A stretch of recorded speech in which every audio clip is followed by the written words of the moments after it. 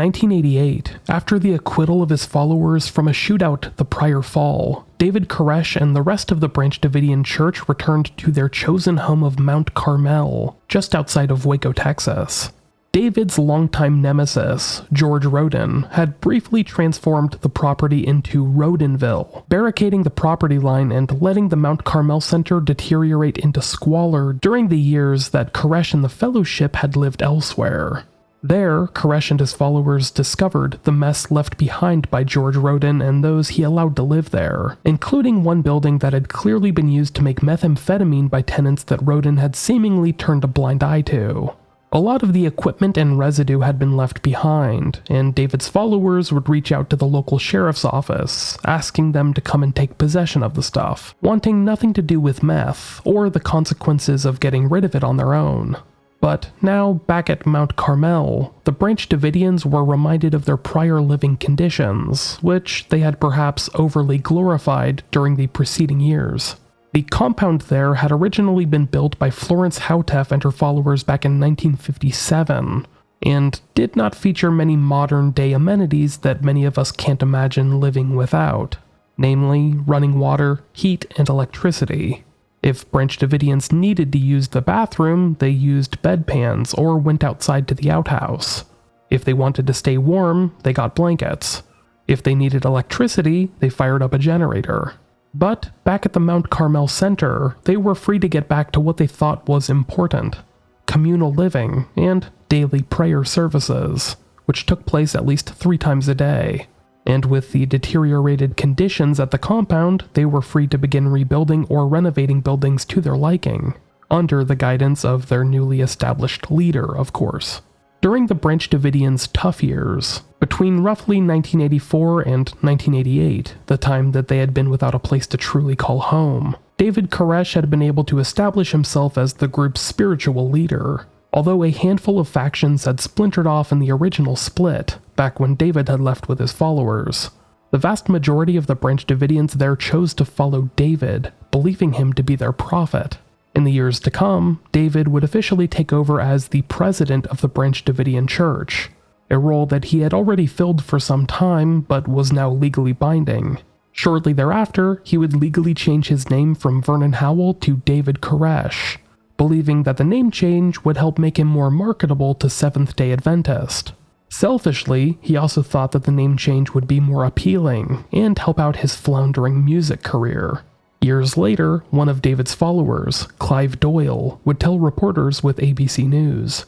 He believed he was King David. He was using music to reach a lot of people. We were thinking maybe it's a stage name, but it was more than that. As the Branch Davidians began the arduous process of rebuilding the Mount Carmel Center, David began implementing a series of changes that would ultimately bring his burgeoning kingdom crashing down around him. Yet, from the get-go, David would warn his followers what was coming: the ultimate battle between good and evil, and they would not be deterred. In the words of David Koresh, "We're doing what we're doing, and nobody's going to stop us."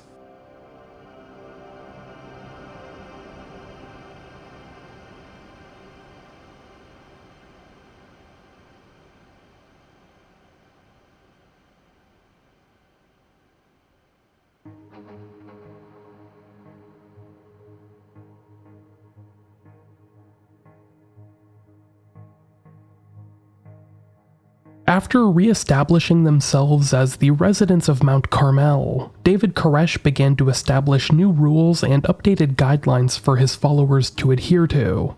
His reasoning was sound for the time, as it was something that previous prophets for the Branch Davidians and their predecessors, the Davidians and the Shepherd's Rod movements, had struggled with as well, keeping themselves distanced from the outside world.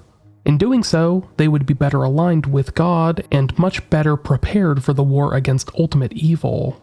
David theorized in his sermons that one day the Branch Davidians would be relied upon to wage war against the evil army of Babylon. Their adherence to this strict, rudimentary lifestyle was important because their success was paramount. Without it, Jesus Christ was not going to be able to return to Earth and establish the Kingdom of David. And if that didn't happen, then all of their work, all of their sacrifice, would have been for nothing. So David stated, Branch Davidians needed to abide by the strict rules and guidelines that he now established, which, sadly, was anything but firmly established. As his followers would learn over the next few years, his message wasn't always related to their faith, nor at times was it consistent with any real religious beliefs, or even what David had stated the day before. David Bunz, a former follower of David's, later told reporters with ABC News, "One of the things about being a Branch Davidian was you're supposed to separate yourself from the world. The world is the sins, the flesh, the desire of the world, and you're supposed to be spiritual." David's message changed over the years because he was always looking for the next big thing to teach that would shock people into listening to him. It was important for David Koresh to isolate the group from the world because the world is an influence that is constantly pulling and distracting you from the message. As his authority swelled, David Koresh also started to become more erratic. He would begin to sleep in his air-conditioned room no less, both luxuries that were not allotted to other members of the church. Because of this erratic schedule, he would wake up other members and force them to endure long-winded Bible study sessions, sometimes in the middle of the night, some of which lasted upwards of 12 hours. This often gave them the impression that he was much more in tune with God than they were, or at least had a better understanding of the Bible than they ever could, but in reality they were likely just sleep-deprived. Those with an outsider's perspective can see these tactics for what they were, an attempt to keep his followers exhausted, tired, distracted, and unable to see him for what he really was, an opportunist that had a good understanding of the Bible and was able to effectively communicate in a technique known as the Gish Gallop. You see this in many political discourse debates, in which a person attempts to overwhelm their perceived opponents by providing an excessive number of points or arguments with no regard for the accuracy or strength of said statements. By the time the other person is ready to address just one of these points, in this case one of a handful of rhetorical questions asked by David, they're already moved on to the next topic. In doing so, they manage to maintain control of the conversation and can direct it onto something else before the original topic ever arrives at an actual point. For an example, just look at how Ben Shapiro talks about pretty much anything. David's sermons often became long, rambling diatribes which carried a predominantly narcissistic message. David established himself to his followers as the ultimate authority on the Bible, and his points were so often interwoven with dozens of others. You were unable to start pulling on one without drawing yourself into a conversation or debate about the others it was linked with, so on and so on. Carl Hennig, a potential convert that stayed with the Branch Davidians for a couple of months in 1987, later recalled to the Waco Tribune-Herald, "I don't think anyone ever knew what his understanding was, honestly. If you had given them pencil and paper, I don't think they could have written down his message. They might have a piece here and there."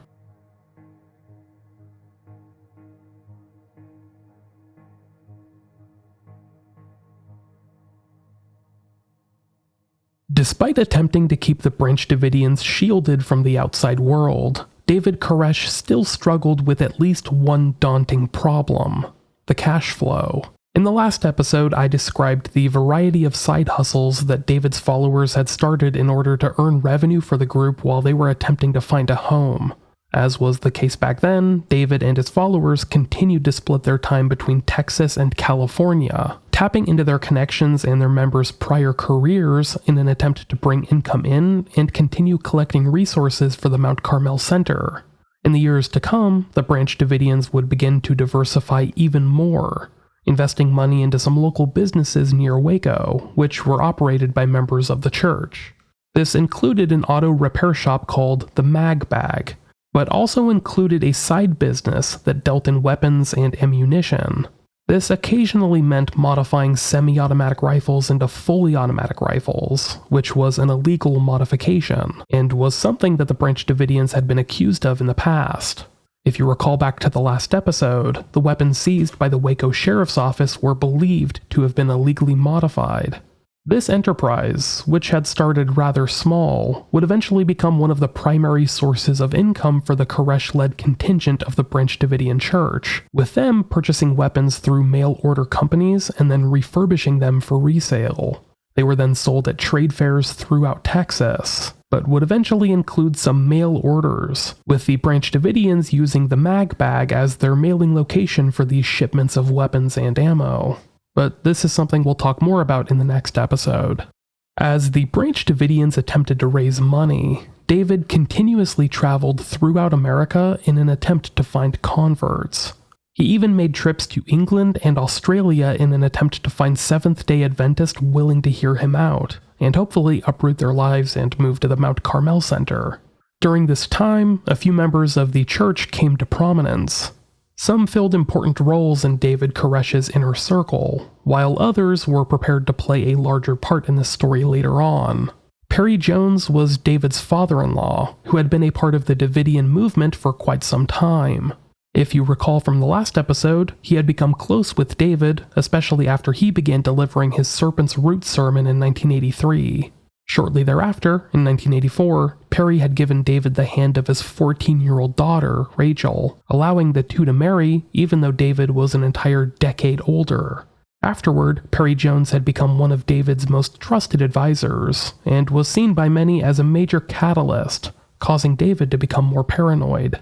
Despite the Branch Davidians starting out as a legitimate religious movement, Perry Jones often viewed the United States as an obstacle to their ultimate goal, and viewed them as a potential threat. David's uncle, Kenneth, later recalled to the Washington Post, "Perry was real involved with our rights, freedom of religion, the right to bear arms." Another figure that came to prominence during this time was David Thibodeau, who met David Koresh during one of his many trips out to the LA area.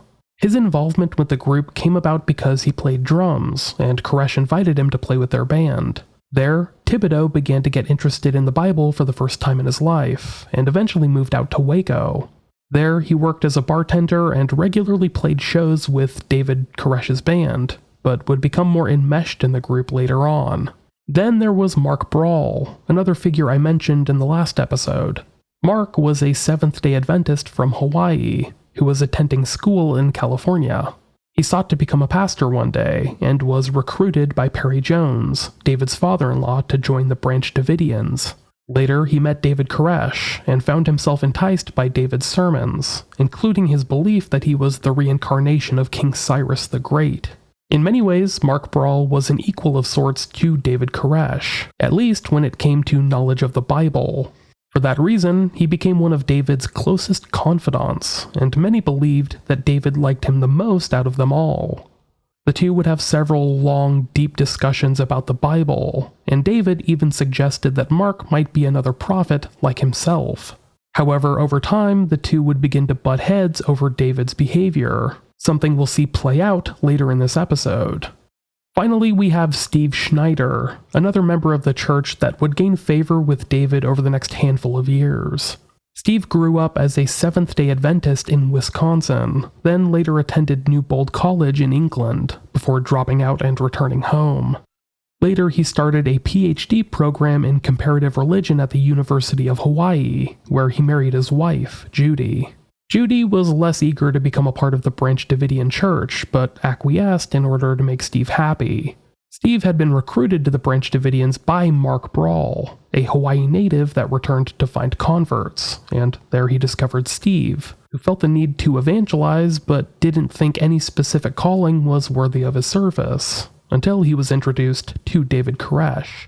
While it's unknown when exactly Steve and Judy Schneider joined the church, likely sometime between 1986 and 87, Steve would become a prominent member of the church in the years to come. When disputes started arising between David Koresh and Mark Brawl, Steve would end up filling the gap as David's right-hand man, something that we'll see crop up in the episodes to come.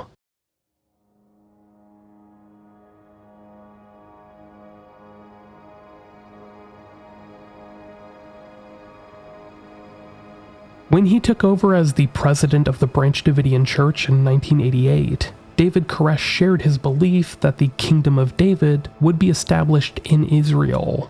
This is something that Benjamin and Lois Roden had thought for years, hence the settlers that they had sent years prior to establish a community of Branch Davidians in the Holy Land.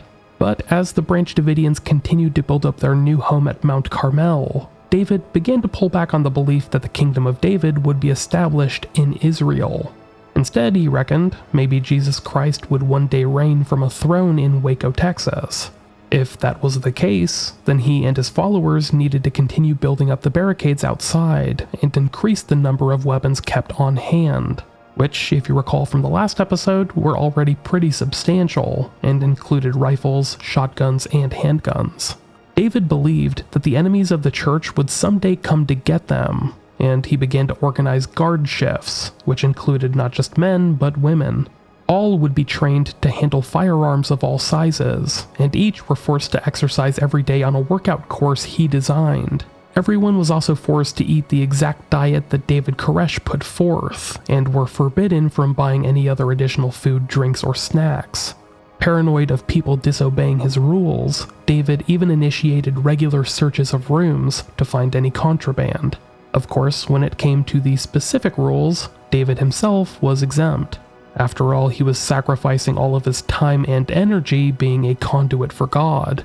Mark Brawl later recalled to the Waco Tribune-Herald, using David's then legal name to identify him.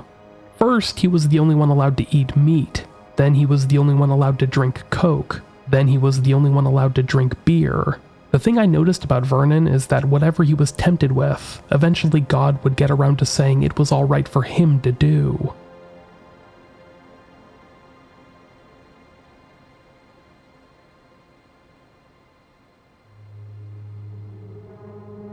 Throughout this time, allegations were made that David and his followers were engaged in child abuse, which ranged from spankings into much more serious, systematic allegations that remain undetermined to this day. Among the methods used for punishing children at the Mount Carmel Center was paddling, as in the use of a paddle to spank children. The Branch Davidians prided themselves on never doing so out of anger, telling the child their punishment well ahead of time, and then giving themselves time to try and work through the anger, not wanting to strike the child out of pure frustration. While this was the party line, it's hard to say how well this policy was implemented. It's been said by many former members of the church that these punishments would be administered for the smallest of reasons, for something as major as hurting someone else, and for things as minor as spilling a glass of milk. And this punishment, paddling, would be administered to all children, regardless of age. Allegations have been made over the years that children as young as 8 months old were given this physical punishment when they were simply too young to even know what they had been doing wrong. Joanne Vaego was 6 years old when her family left the Branch Davidian compound, and later told ABC News that she remembered being hit regularly. In her words, "As a kid, being disciplined was like a 24/7 thing. There's nothing that you could do right, is how I felt as a kid. That fear, that nothing you can do is going to be good enough. You're raised with just fear. Everywhere is fear." In the same article, Dana Okamoto, who had a child with David, said that she had been told by David to beat their son with a paddle so hard that his bottom bled. As she recalled, "If there was one thing I could take back, I would take back the spankings. I felt like the most evil person in the world to be beating my baby this way, but this was what God wanted and needed from me." Parents of another child say that their kid, only 8 months old at the time, was beaten so badly that their bottom was left bruised and bleeding afterward. Other tactics for administering abuse included separating families, which came about in cases where David thought mothers or fathers were too soft on their children, or in cases in which he thought his children were forming closer bonds with their mothers or other relatives than himself. He would send these children to be parented by other adults in the group, oftentimes parents who already had children of their own to care for. This resulted in children being neglected during vital stages of childhood, or worse, being abused by adults that didn't have strong attachments to them and believed that administering stern physical punishment was necessary, as it had been dictated by God. This act of removing children from families also fed into the communal living vibe of Mount Carmel, which is a system that David wanted to flourish, as it gave him more control and authority over the collective family unit. After all, if you thought that you could lose your children at any given moment to the group, wouldn't you be more inclined to listen to whatever David said? Just in case you thought that David spared his own children from this type of abuse, you're sadly mistaken. It's It's been reported over the years that David subjected his eldest son Cyrus to the worst punishments of all, not just beating him from infancy, but starving him for days when he misbehaved. He was also not opposed to psychologically mistreating Cyrus, at one point locking him in the garage for a night and telling him that rats would eat him when he was just 3 years old. Mark Brawl, one of David's most trusted followers during this era, recalled a particular incident from when the group was living in Palestine, Texas, which stuck in his memory. He later recalled to reporters with the Waco Tribune-Herald. After 5 to 10 minutes, the cries became whimpers, and Vernon would return. Then Cyrus would start crying again. Vernon would go back to the bus. You could hear the spanks from where we were. Sadly, this type of corporal punishment was not the only kind of child abuse that David Koresh would become known for. That's after the break.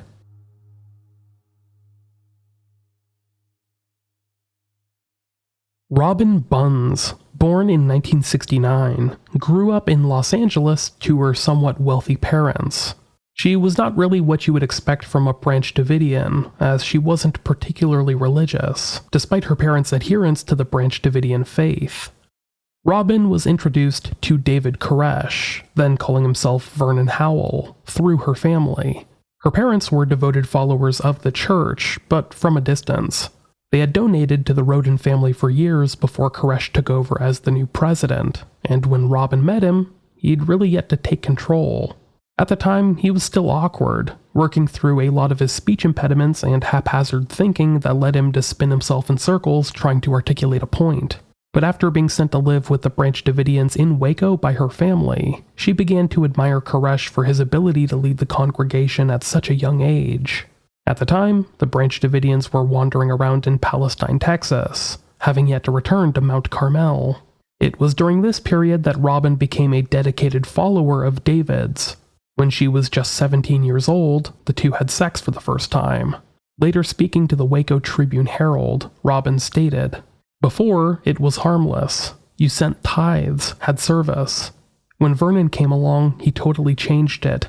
He said you had to give him all your money. You had to live on the property. You had to give up everything else. You had to give him your mind, your body."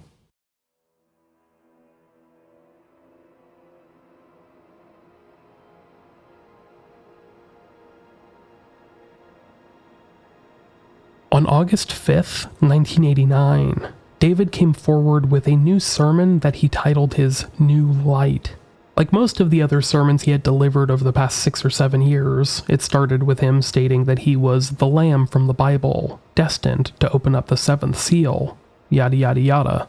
What happened next surprised even his most ardent followers. David announced that he was revoking all of the marriages within the Branch Davidian church. With this announcement, David also proclaimed that all of the women within the church essentially belonged to him. They should, or would, become his wives. The men and women would then henceforth be separated, sent to live in separate dormitories, where they would only ever interact during Bible studies. Even then, they weren't really allowed to talk to each other, and were chastised if they attempted to do so. David stated that he had been tasked by God to have 24 children who would serve as the ruling elders in the kingdom of David. Together, they would rule over earth for 1,000 years after Jesus Christ returned. In order for him to have these 24 children, he needed to have access to all of the women in the church of childbearing age. Per David's instructions, this also included all of the girls aged 12 and above. In an audio tape titled The Foundation, which was later sent to Branch Davidians living abroad in Australia, David stated, "Only the Lamb is to be given the job to raise the seed of the house of David, isn't he?"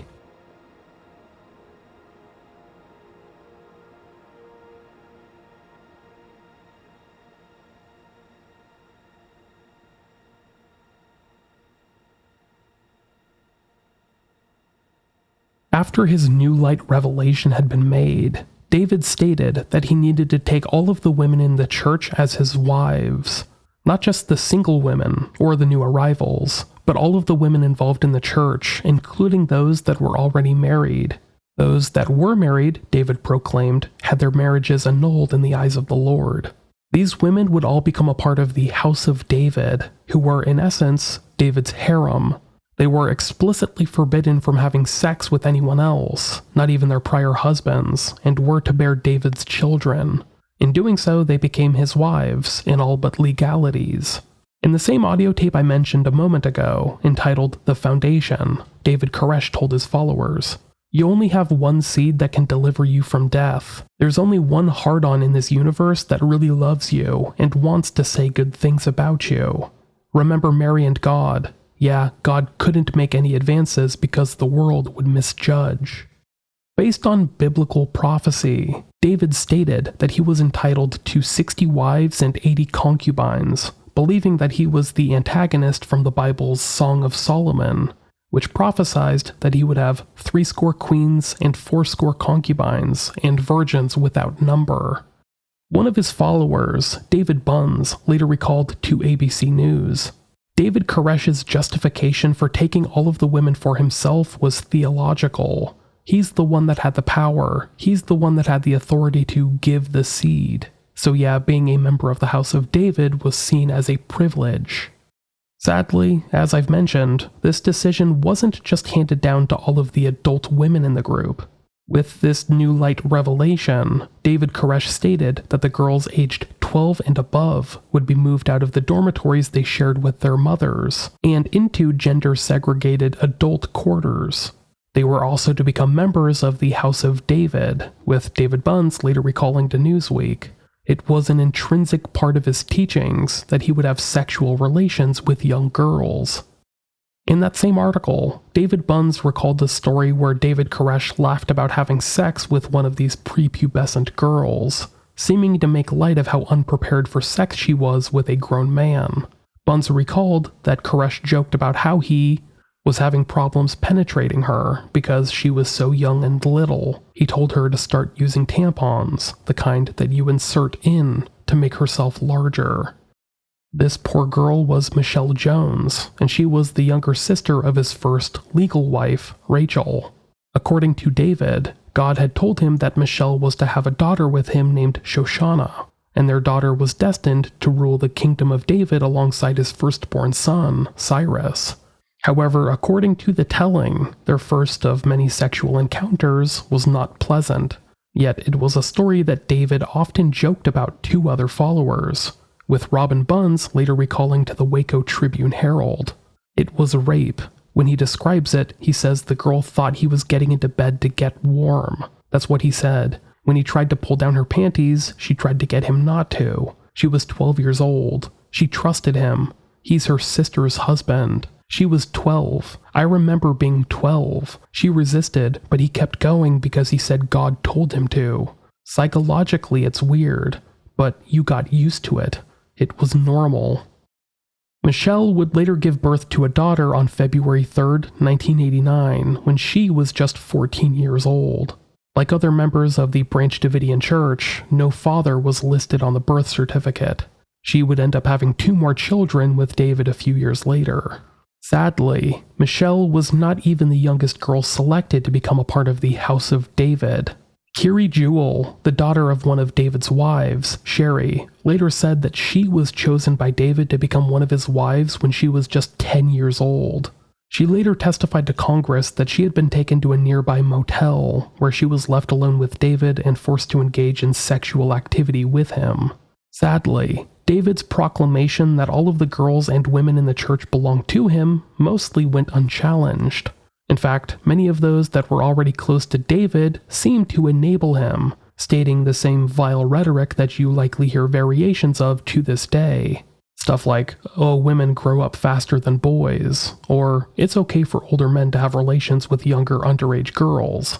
Look no further than Earlene Clark, David's maternal figure, who told the Washington Post in 1993, "He never raped anybody in his life. They grow up faster."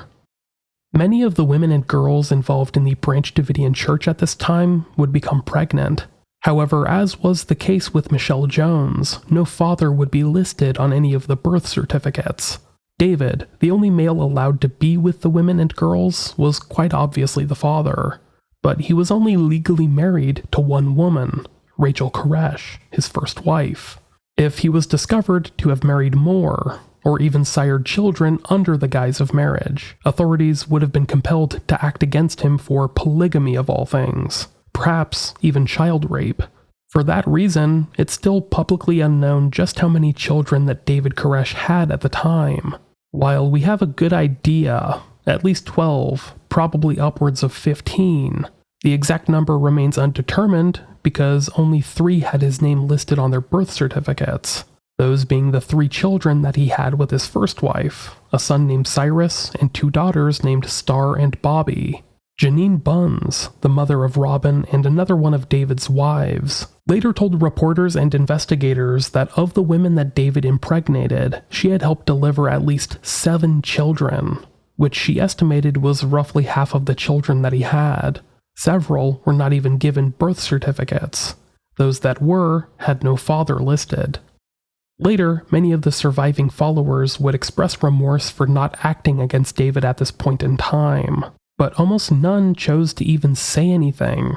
David Buns, one of these followers, told ABC News years later, "It's sick and it's perverted, and yeah, it's one of the things about David Koresh that probably bothers me the most. My position now is that David Koresh was a pedophile. I wish I would have done something. I don't know what I would have done, but I wish I had done something." After the new light revelation had been made, David Koresh told his male followers that they were to give up all sexual thoughts. They weren't even to have relations with themselves, as it would cause them to dwell on their most impure thoughts.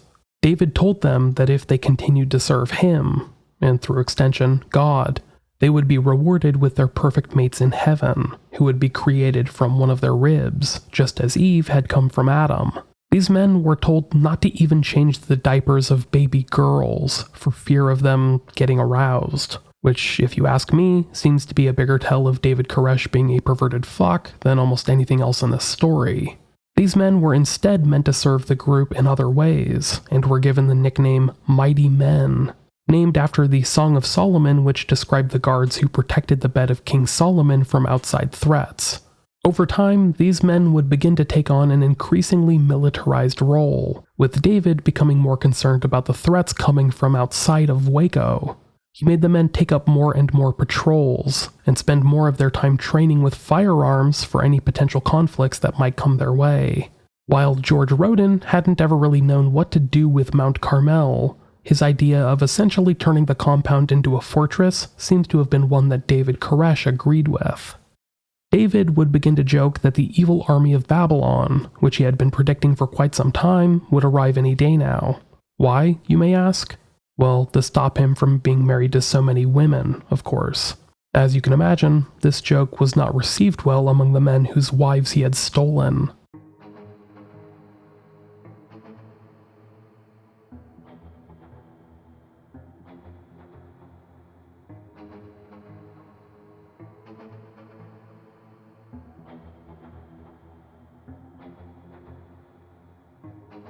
After David's New Light sermon, some of the members of the church left, men and women who did not want to give up their families to David. In the case of the men, they didn't want to give up their wives and children. In the case of the women, they didn't want to give up their very lives. In either case, as the Waco Tribune-Herald wrote, the very notion of the new light voided the most honored institution listed in the Bible, marriage, and was unholy at its core. Among the individuals who left the church during this period was Mark Brawl, David Koresh's most trusted and respected advisor, who had been living at the compound for a few years now. A few months prior, Mark had married an Australian woman named Elizabeth Baranyai, and he wasn't going to just give her up to David because he said so. After delivering his New Light sermon for the first time, David reportedly took Mark aside and joked, "So Mark, how does it feel now that I'm stuck with Elizabeth?" Mark had already sent Elizabeth away weeks prior in order to begin establishing a new life for themselves away from the Branch Davidian church. A short time later, he would abandon the life that he had built for himself there, but we'll catch up with Mark's story again in just a little bit. At this point, I'm sure many of you are wondering, why? Why stick around at this point? Why continue dedicating even more of your life to this guy who clearly isn't acting out of some godly mission, but clearly just his earthly desires? Well, I just want you to take a step back and try and think about it from their perspectives. At this point, they've invested the entirety of their lives in David Koresh. If their souls were their life savings, they've gone all in on the stock of David Koresh. They believe him to not just be a good man and a leader, but a literal conduit of God. They've thrown away their careers, their hobbies, their interest, their passions, even their families, to help this man achieve his ambitions, which, by the way, he claims he's been personally given by God himself. And when he asks you for just a little bit more, just one more sacrifice in order to put yourself ever closer to God, well, if you knew that eternal salvation was on the line for you and everyone you loved, wouldn't you do it?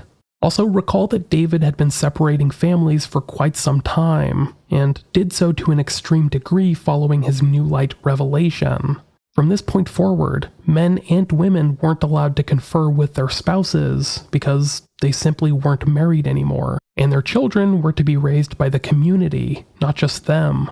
So the family unit that they might have once taken comfort in no longer existed. Many of these men and women felt like they had no other choice. If they backed out now, not only would they have lost whatever time, energy, and resources they had invested in the church, in David Koresh, they would have also lost out on their only chance at salvation. Their chance to help build the kingdom of David, which Jesus Christ himself would reign over for 1,000 years, would be gone forever. Also, if you're still having trouble thinking about why these people might have stuck around, I would like you to just try and think about the people in your life that you've thought about cutting off for having crazy or outlandish beliefs. Maybe you have a grandfather who started saying some crazy shit about vaccines a few years back. Or maybe your once cherished sibling started getting really into QAnon a handful of years ago. At what point do you cut them off entirely? It's not an easy decision to make for anyone. On a similar note, what do you think would take that loved one of yours to give up their beliefs? The ideals that they hold close to their heart may be important to them, but it might not be nearly as important as the prospect of eternal salvation is. And that's what was on the line here. So throughout this entire saga, if you find yourself thinking that these people are crazy for continuing to believe in David Koresh, please just don't write them off like that. It's easy for us to think that 30 years later, with all of the context given to us by pop culture and investigative journalism. But these were people that felt like they had everything to lose if they were wrong. And, sadly, they ended up putting their faith in someone that took advantage of them. These aren't people to mock, they're people to pity, because they, and their children, above all, were the most tragic victims of David Koresh. After leaving the church in 1989, Mark Brawl struggled to find a new path forward. Mark had arrived in Waco and lived among the Branch Davidians for a few years. He always hated the conditions there and grew resentful over David's hypocritical logic, giving himself special privileges that he often denied to everyone else. Eventually, just a few months before the New Light sermon, Mark had discovered that David was raping a 13-year-old girl that he had brought over to America from Australia for the explicit purpose of having sex with. She wasn't even a member of the church. Shortly thereafter, Mark started planning his exit strategy, sending his new wife, Elizabeth, back to her native Australia to begin building a home for them there. She would start earning money to pay for Mark to fly over, and he applied for an immigration visa to Australia at around the same time. When David proclaimed his new light revelation, Mark had confirmation that David, the man he had followed, who he once thought was a prophet, was nothing more than a wolf in sheep's clothing. Mark attempted to dissuade members from continuing their association with the church, but had little luck with the followers back home in America. Believing that they were too far gone, Mark instead decided to try his luck with the Branch Davidians in Australia, where he now lived. In doing so, he tried to point out the gaps in David's teachings, which only caused David to take his sermons to the next step. At around this point, David Koresh started proclaiming that he was the next version of Jesus Christ, a sinful Messiah, who could judge humans fairly because he, like all of us, had urges and baggage in his own life. This Cold War between David and Mark continued back and forth for several months, during which time Mark tried to erode the trust the Branch Davidians in Australia had in David Koresh. This ultimately culminated in a biblical duel in Australia, with David flying over to try and win over his followers once again. They had been wavering because of Mark's attempts to turn them away from David and prove he was a fraud. Thankfully, David's attempts to win them back were unsuccessful, and the Branch Davidians began turning away from the church, some from religion altogether. From there, Mark would continue trying to turn members of the Branch Davidian church abroad against David. This included those at Mount Carmel, almost all of whom refused to hear him out. But Mark wouldn't give up on trying to find out if he could save any of them, especially the children, who weren't there because of their own choice, but were suffering just as much as anyone else, if not more so, because of their inability to understand the harm being directed at them. Later, when speaking to the Waco Tribune-Herald, Mark stated, "My primary reason for trying to help is the children. They have no one else to help them. If people say we were stupid, well, that may be true, but the children aren't." As David Koresh and his following entered the 1990s, they continued trying to grow. But at this point, there were forces working against him. Not government agents conspiring to take him down, at least not yet. We'll touch on that in the next episode. But rather, forces of his own making. People that David Koresh had wronged in his quest to create the perfectly insular community that he could lord over. First, there was David Jewell, a man from Michigan. You haven't heard his name yet, in particular, but you have heard the name Jewell. David Jewell had never been a part of the Branch Davidian church, but his ex-wife, Sherry, had. Sometime beforehand, Sherry had gone down to Texas to join David, and eventually became one of his wives, a woman in the so-called House of David. Unfortunately, she had brought her daughter, Kiri, with her. If you recall from earlier in this episode, Kiri Jewell was just 10 years old when she was chosen to become one of David's wives. She had been marked by a Star of David pendant that she wore around her neck, which all of the women in the House of David wore after they had been chosen by David. During his numerous attempts to find an avenue to take down David Koresh, Mark Brawl had reached out to David Jewell on a whim. During their first conversation on the phone, Mark broke the news to Jewell that his young daughter was being sexually abused by David Koresh, and this resulted in Jewell suing his ex-wife Sherry for custody of Kiri. Among the witnesses that testified in the subsequent trial was none other than Mark Brawl himself, who spoke about the abuse he had witnessed firsthand for years. David and Sherry Jewell would eventually work out a joint custody agreement, but the judge overseeing the case ordered Sherry to never take Kiri around David Koresh ever again. This decision resulted in Sherry saying goodbye to her daughter forever and returning to Mount Carmel, where she felt her true calling. This finally started to get the ball rolling on authorities paying attention to David Koresh, but sadly, it wasn't yet enough. Then came Robin Bunz, a woman whose name you have heard in this episode. She was one of David's first wives, and was only 17 years old when David, then in his late 20s, slept with her. Over time, though, Robin grew resentful of having to share David with the other women and girls in the church, having become just one of the many women he slept with. A vast number that included her own mother, Janine. Robin later told reporters with the Waco Tribune-Herald, "I've had his child. He slept with my mother. I can't think of anything weirder. He doesn't even try to justify it. It's against the Levitical law in the Bible. Did you know that it's against Levitical law to have a woman and her mother or a woman and her sister? He uses that law when it backs up something he had to say, but when it doesn't, he explains it away." Robin had a child with David, a son, and sometime later chose to leave the church of her own volition. In an attempt to get back at her, David attempted to withhold custody of their son, moving the child between California and Texas in order to avoid her. This ultimately got the police involved, and David was ordered to give the child back. Hoping to avoid a more watchful eye, he complied. But for the first time, authorities became aware of the allegations being levied against David Koresh. A child abuse investigation was eventually started by Texas Child Protection Services, having been spawned by allegations made by Mark Brawl and others that child abuse was rampant throughout Mount Carmel. Even worse, Brawl and others, including Robin Bunns, alleged that David was having sex with underage girls, some of whom he had taken to be his wives. In response to the allegations, David Koresh asked one of his newest followers, David Thibodeau, to marry, quote-unquote, one of his youngest wives, Micheal Jones, who was still just a teenager at the time, and the sister of his first wife, Rachel. David Thibodeau and Micheal Jones wouldn't actually be married, mind you, and they wouldn't get to live as a couple or have a real relationship of any kind. But their relationship would be a paper marriage to deflect attention away from David Koresh, and hopefully lead authorities to surmise that Micheal's 3 children might have been David Thibodeau's, not David Koresh's. This decision proved to be a rather savvy one, as it not only helped refute the allegations that Micheal's children were his own, but helped enmesh David Thibodeau into the group. His marriage to Micheal Jones, while a sham, gave him more reason to stick around and care about the group.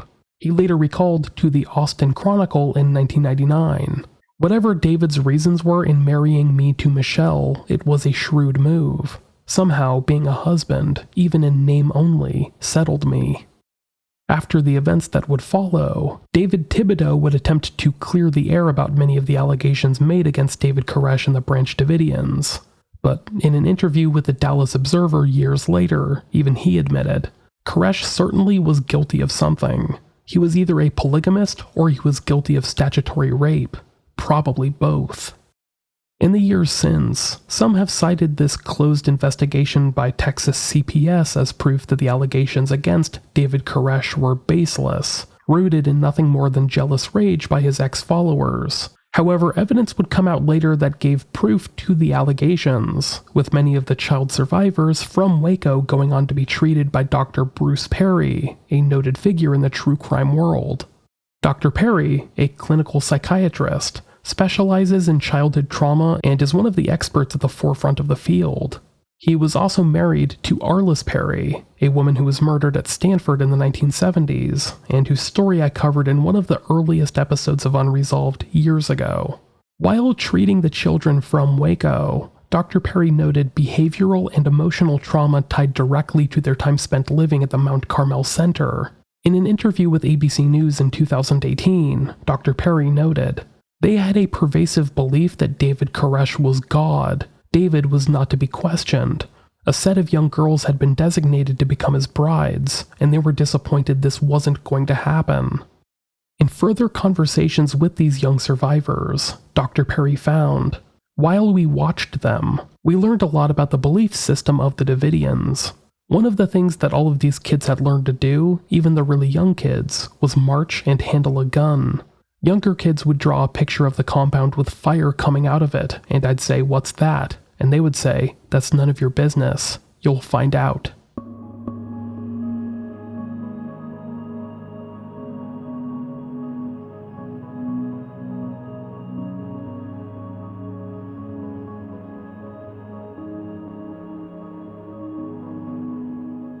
In February of 1993, the first real in-depth exposé focused in on David Koresh and the Branch Davidians living at the Mount Carmel Center was published by the Waco Tribune-Herald.